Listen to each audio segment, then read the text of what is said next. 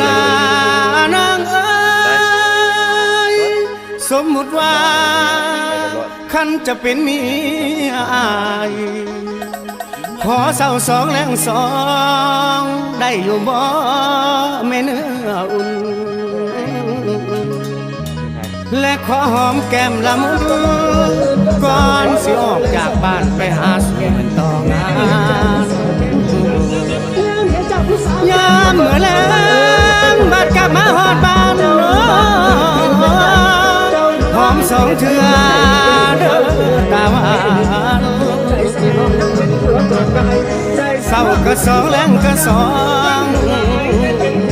เจ้าหับไปอยู่บ่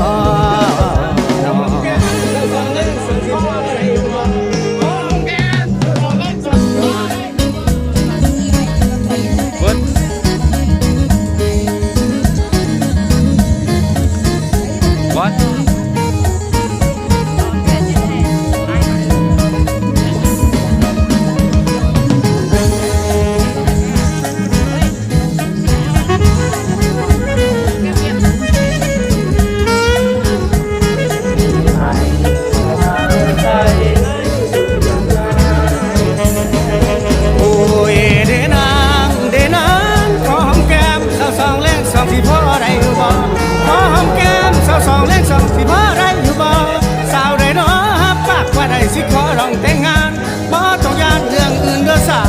บ่ต้องยานเรื่องอื่นเด้อสาวขอสาวสองเลยสองนั่นไม่ขอหอมแก้มแนมเห็นเจ้าผู้สาวแก้มเบิ่นแนมเห็นเจ้าผู้สาวแก้มเบิ่นบังเอิญได้พอสายตาจ้องประสาทเจ้าอยู่บ้านเขตทินแดนใดเจ้าอยู่บ้านเขตทินแดนใดแก้มคือขาวคือนวลปากแห้งเด้น้องใจใส่ห้องยังเป็นผัวกอดกายใจใส่ห้องยังเป็นผัวกอดกายท่านบุญหลายได้เป็นผู้น้องลองสิหอมแก้มสุขคืนตื่นแต่เช้าอายสิลุกมาหอมมาแต่งานยามใดอายสิหอมนั่งเจ้าบ่แม่นหมอเดาเด้อล่ะบ่แม่นหมอเดาเด้อล่ะเบิ่งออกอยู่นะว่าแก้มเจ้ามันดีแก้มน้องเขาเอิ้นแก้มปีลีแก้มน้องเขาเอิ้นแก้มปีลี